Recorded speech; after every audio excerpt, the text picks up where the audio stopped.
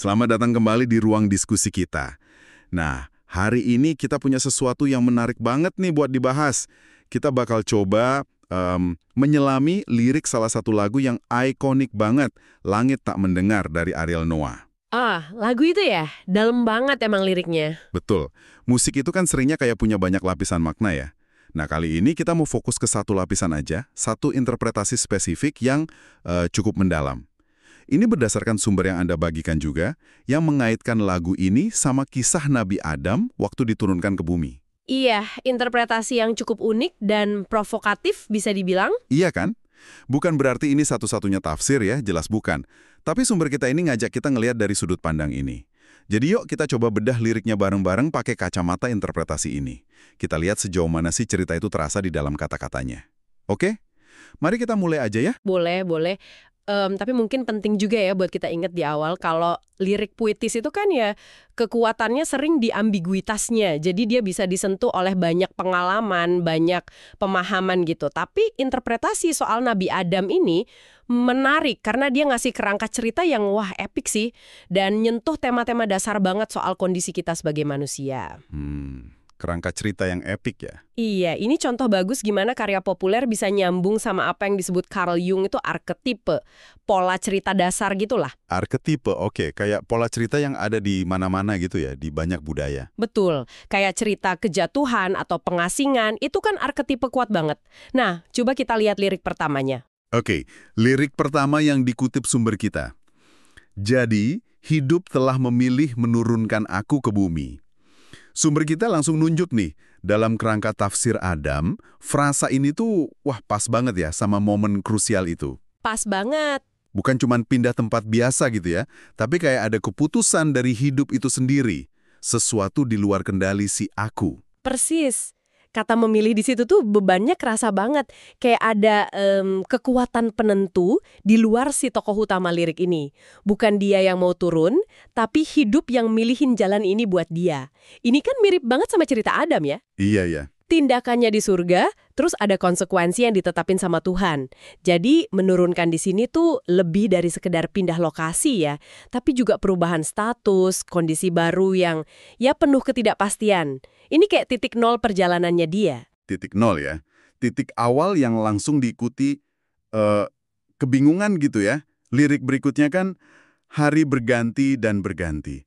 Aku diam, tak memahami. Nah, itu dia. Ini bukan cuma gambaran waktu jalan terus, tapi kayak kondisi psikologisnya kuat banget.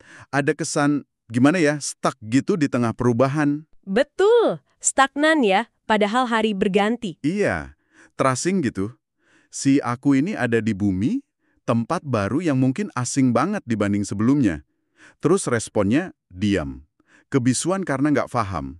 Kalau kita bayangin Adam pertama kali di bumi, perasaan ini kayaknya mungkin banget ya dirasain. Iya, unggapan diam tak memahami itu benar-benar nangkep rasa bingung dan asingnya itu. Dan ini mungkin bukan cuma soal lingkungan fisik yang baru ya, tapi juga beban psikologis dari kejadian sebelumnya. Maksudnya? Ya mungkin rasa kehilangan surga, rasa terpisah, atau jangan-jangan rasa bersalah. Walaupun liriknya nggak bilang gamblang sih soal penyebabnya.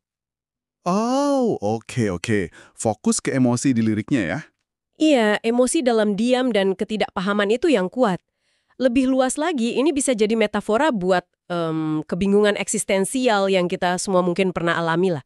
Pas kita dilempar ke situasi baru, atau pas kita mikirin tempat kita di dunia ini, momen diam tak memahami itu bisa nyata banget rasanya. Kayak ada jeda, gitu kan, sebelum kita bisa proses. Benar banget, ada jeda.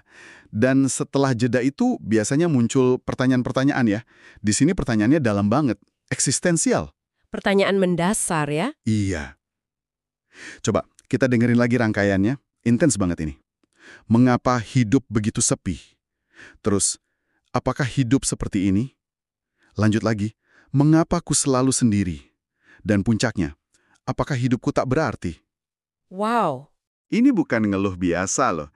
Ini kayak jeritan dari dalam jiwa yang ngerasa sendirian banget, ngeraguin hidup itu sendiri, nyari makna.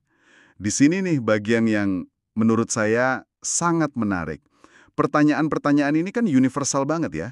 Tapi kalau ditaruh di konteks tafsir Adam, wah artinya jadi lebih spesifik dan tragis gitu rasanya. Iya ya, rangkaian pertanyaan ini emang jantung kegelisahan di lagu ini.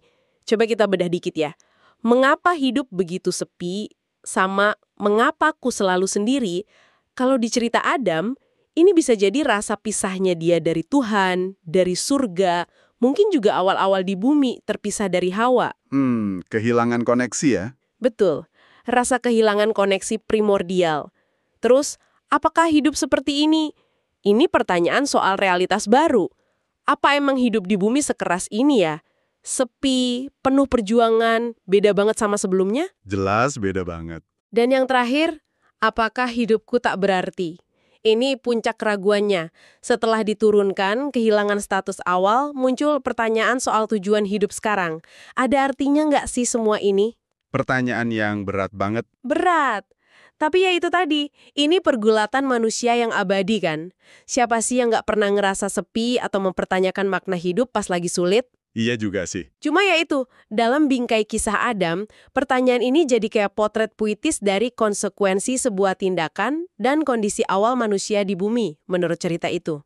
Ini jadi bikin kita mikir juga ya, gimana cerita-cerita besar kayak gini bantu kita memahami pergulatan pribadi kita sendiri. Pertanyaan reflektif yang bagus itu. Dan upaya nyari jawaban buat pertanyaan-pertanyaan tadi di lirik ini kayaknya buntu ya. Kelihatannya gitu. Kayak ada usaha nyari pencerahan ke sesama gitu. Mungkin ke keturunannya atau orang lain. Tapi hasilnya, Nol. iya. Nggak ada jawaban dari hubungan antar manusia. Kegagalan nemuin jawaban dari sesama manusia ini juga tema yang sering muncul sih di karya-karya eksistensial. Kadang pertanyaan kita itu terlalu mendasar, terlalu pribadi, atau nyentuh misteri yang emang, ya manusia lain nggak bisa jawab pasti juga. Keterbatasan kita ya. Iya, keterbatasan pengetahuan, pengalaman beda, atau malah cuek aja gitu. Nah, di lagu ini, nggak adanya jawaban dari manusia itu makin negasin rasa sepi dan isolasi si aku. Dia nggak cuma ngerasa sendiri secara fisik atau emosi, tapi juga secara, intelektual atau spiritual dalam pencarian maknanya itu. Isolasi total jadinya ya, makin pekat rasanya. Dan karena nggak nemu jawaban dari sesama, si aku ini nanya ke atas, ke sesuatu yang dianggap lebih tinggi. Aku bertanya pada langit tua, langit tak mendengar. Nah, ini nih, baris ini mungkin paling nusuk ya di bagian lirik ini, paling getir. Iya, kuat banget ini. Langit tua. Kalau pakai kerangka tafsir Adam, asosiasinya ke Tuhan, ke kekuatan ilahi, yang dulu di sorga mungkin deket banget. Itu jelas banget rasanya. Tapi responnya, Sunyi, hening. langit tak mendengar loh ya, tapi tak mendengar. Ini kayak nunjukin ketidakpedulian, atau jarak yang jauh banget. Puncak putus asa kayaknya. Penggunaan frasa langit tua itu sendiri udah puitis ya. Tua itu bisa berarti abadi, agung, tapi mungkin juga udah jauh, udah capek gitu. Dan respons tak mendengar itu emang lebih nusuk daripada tak menjawab. Kalau tak menjawab kan masih ada kemungkinan didengar tapi nggak direspons. Oh iya bener juga. Kalau tak mendengar itu kayak nggak ada koneksi sama sekali. Pertanyaannya lenyap aja gitu di kehampaan. Nggak nyampe sama sekali ya. Iya, di cerita Adam kan ada momen komunikasi langsung sama Tuhan di sorga. Nah, setelah diturunkan, mungkin ada harapan komunikasi itu masih bisa, walau beda bentuk. Tapi lirik ini nangkep momen kecewa berat pas harapan itu nggak kesampean. Nggak adanya jawaban dari langit tua ini, jadi klimaks rasa sepi dan bingung yang udah dibangun dari awal. Nggak ada validasi, nggak ada petunjuk. Cuma kesunyian kosmik yang menggema.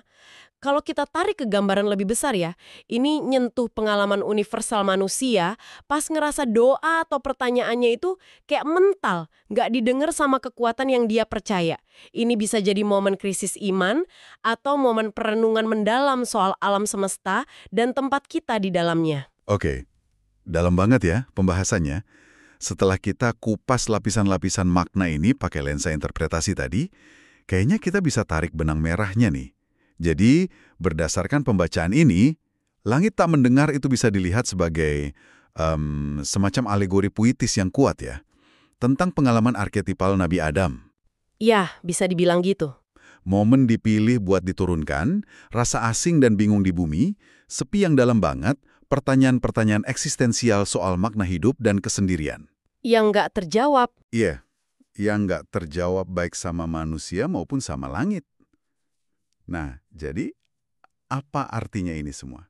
Implikasinya apa nih? Implikasinya lumayan besar sih. Pembacaan ini nunjukin gimana cerita dasar, bisa religius, bisa mitologis, kayak kisah Adam ini, bisa jadi wadah yang efektif banget buat nyuarain perasaan dan pertanyaan manusia yang paling universal. Wadah ya?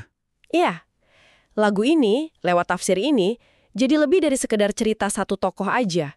Dia jadi suara buat kegelisahan kita semua soal eksistensi, soal rasa asing di dunia yang kadang kerasa cuek, soal pencarian makna yang gak ada habisnya, dan soal hubungan kita yang rumit sama sesuatu yang lebih besar. Entah Tuhan, takdir, alam semesta, apapun itu. Kekuatan lirik dan musik ya? Betul. Ini nunjukin gimana lirik dan musik bisa nyentuh emosi kita dalam banget. Justru dengan pakai cerita-cerita dasar yang udah kita kenal, tapi dikasih nuansa baru dan relevansi personal. Kisah Adam di sini jadi metafora besar buat kondisi manusia. Dilempar ke dunia, nyari makna, dan berjuang melawan kesunyian. Wah, perspektif yang benar-benar bikin cara kita dengar lagu ini jadi beda ya. Bukan ruang renungan baru. Nah, sekarang buat Anda yang lagi dengerin nih, gimana tanggapan Anda soal interpretasi ini? Apakah kerasa klik gitu sama pengalaman Anda dengerin lagu ini? Atau mungkin, sudut pandang ini malah mengubah atau memperdalam cara Anda menghargai langit tak mendengar? Boleh loh kalau punya tafsir lain. Iya, menarik untuk didengar. Dan mungkin sebagai pemikiran terakhir nih buat Anda bawa pulang, coba deh perhatiin lebih jeli karya seni lain yang Anda suka, bisa lagu lain, film, novel, lukisan, apa aja. Seberapa sering Anda bisa ngerasain gema dari cerita-cerita dasar atau pola arketipe kayak gini? Kayak kisah Adam tadi ya? Iya, atau perjalanan pahlawan, pencarian cinta sejati, pemberontakan lawan takdir. Pola-pola ini muncul lagi nggak? Mungkin dalam bentuk modern atau yang nggak kita duga. Coba deh identifikasi cerita-cerita dasar ini. Ini bisa buka lapisan makna baru dan nunjukin gimana kita sebagai manusia tuh, terus-menerus nyeritain ulang kisah-kisah fundamental buat pahamin diri kita dan dunia. Kira-kira cerita dasar apa lagi ya yang mungkin sembunyi di balik karya favorit Anda? Coba direnungkan.